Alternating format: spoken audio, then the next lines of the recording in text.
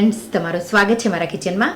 આજે આપણે બનાવીશું સવારના નાસ્તા માટે કે બાળકોના લંચ બોક્સ માટે વણતા ટાઈમે ફાટે નહીં એવા નવી રીતે મિક્સ વેજ ભરેલા પરોઠા બનાવીશું. બહુ ટેસ્ટી એવા એકદમ સરળ રીતે અથાણા સાથે, દહીં સાથે કે ચા સાથે તમે બનાવીને સર્વ કરી શકો.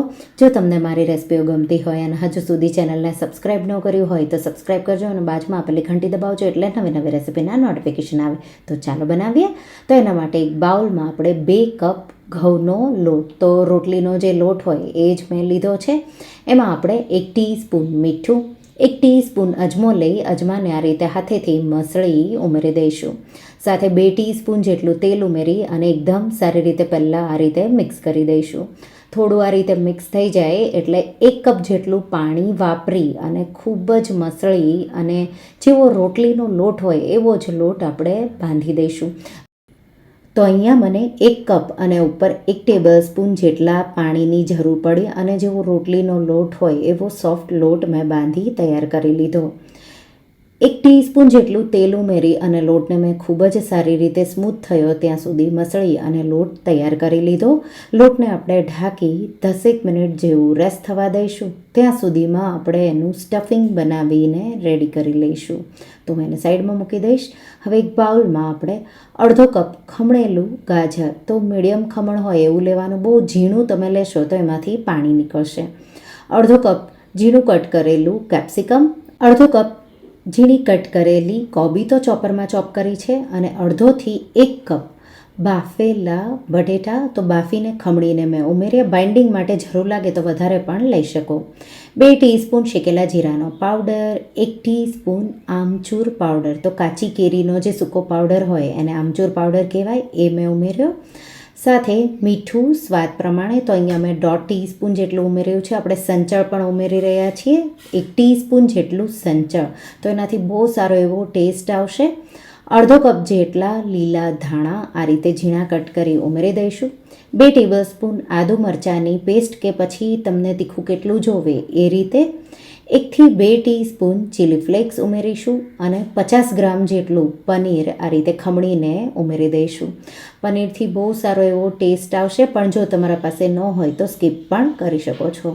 તો આ રીતે 50 ગ્રામ જેટલું પનીર મેં આ રીતે ખમણી ઉમેરી દીધું. મિક્સ કરી દઈશું બધી સામગ્રીઓને એકદમ સારી રીતે. આ રીતે તમે મિક્સ કરશો એટલે બટેટાના લીધે થઈને સ્ટફિંગમાં બાઇન્ડિંગ આવશે અને એકદમ પરફેક્ટ એવું આપણું સ્ટફિંગ થઈ જશે. તો આ રીતે જ્યારે તમારે વણવા હોય ત્યારે જ તમારે મીઠું એમાં ઉમેરી અને આ રીતે મિક્સ કરવાના. તો સ્ટફિંગ બનીને તૈયાર થઈ ગયું. આ રીતે તમે જોઈ શકો છો એમાં બાઇન્ડિંગ પણ આવી ગયું. હવે લોટ આપણે જે રેસ્ટ કરવા મૂક્યો હતો એને હવે 10 મિનિટ જેવું થઈ ગયું છે. લોટમાંથી આપણે એક રોટલીનો જેટલો લુવો હોય એવો લુવો લેવાનો. આ રેસિપીથી તમે લગભગ 10 થી 12 જેટલા પરાઠા બનાવી શકશો. આ પરાઠા આપણે થોડા નાના જ બનાવી રહ્યા છીએ. તો આ રીતે લુવાને મેં સ્મૂથ કરી લીધો. સૂકો લોટ લગાવી દઈશું અને રોટલીની જેમ જ આપણે એને વણી લઈશું. તો આ રીતે મોટી થોડી એવી રોટલી આપણે વણી લઈશું. તો આ રીતે મેં વણી લીધી અને હવે જે સ્ટફિંગ છે એમાંથી આપણે 1.5 ટેબલ સ્પૂન જેટલું સ્ટફિંગ આ રીતે વચ્ચે જ મૂકીશું. ચોરસ જેવો શેપ આપણે એને આપવાનો છે એટલે આ રીતે તમારે શેપ આપવાનો. હવે 2 સાઈડથી રોટલીને આ રીતે ફોલ્ડ કરી ચિપકાવી દઈશું. બીજી 2 સાઈડથી પણ આ રીતે રોટલીને ફોલ્ડ કરી અને ચિપકાવી દઈશું. આ રીતે એને સીધું કરી દઈશું. સૂકો લોટ 2 સાઈડ છાંટી દઈશું અને હવે એકદમ હળવા હાથે, તો વેલણ ઉપર બિલકુલ ભાર નહીં દેવાનો અને એકદમ હળવા હાથે તમારે એને વણવાનું છે. જો વધારે પડતો વેલણ ઉપર તમે ભાર દેશો તો પરાઠું વણતા ટાઈમે ફાટી જશે. તો એ જો તમે એક ધ્યાન રાખશો તો ભલે જ તમારું સ્ટફિંગ પણ સોફ્ટ થઈ જાય તો પણ તમારા પરાઠા નહીં ફાટે. તો આ રીતે તમે જોઈ શકો છો મેં વણી તૈયાર કરી લીધું. તો આને 2 સાઈડ જે ચોરસ સાઈડ પડે એમ જ તમારે વણવાનું છે અને ખૂણા પણ જાડા ન રહી જાય એ રીતે વણવાનું. હજી એક હું તમને બતાવી દઈશ. તો આ રીતે સૂકો લોટ છાંટી અને લુવાને મેં રોટલીનો શેપ આપી દીધો. વચ્ચે સ્ટફિંગ તો 1.5 થી 2 ટેબલ સ્પૂન જેટલું જ લેવાનું, બહુ વધારે નથી લેવાનું.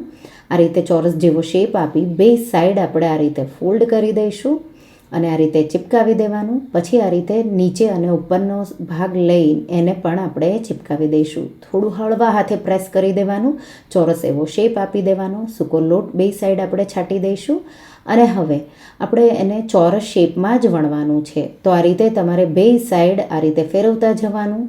ઉપરનો ભાગ અને નીચેનો ભાગ એ પણ સાઈડ ચેન્જ કરી અને પછી તમારે ખૂણા પડે એને થોડા પાતળા આ રીતે વણી કરી લેવાના. તો આ રીતે તમે જોઈ શકો છો વણી લીધું.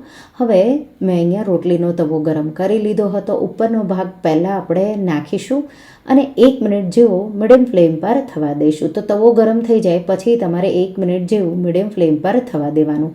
સાઈડ ચેન્જ કરી દઈશું. ઉપરની સાઈડ અડધી ટીસ્પૂન જેટલું તેલ કે ઘી આ રીતે છાંટી દઈશું અને 1 મિનિટ જેવું થાય એટલે પાછી આપણે એની સાઈડ ચેન્જ કરી લઈશું. તો 1 મિનિટ જેવું મેં થવા દીધું અને હવે આપણે આ સાઈડ પણ થોડું તેલ છાંટી દઈશું અને એકદમ સારી રીતે હવે બે સાઈડથી ગોલ્ડન થઈ જાય 30 સેકન્ડ જેવું આપણે એને શેકીશું. તો તમે જોઈ શકો છો પરાઠું થોડું ફૂલી પણ ગયું અને આવી ડિઝાઇન પ્રોપર એવી આવી જાય, શેકાઈ જાય, કાચો બિલકુલ એક બી સાઈડથી નહીં હોય ત્યારે તમારું પરાઠું તૈયાર થઈ ગયું.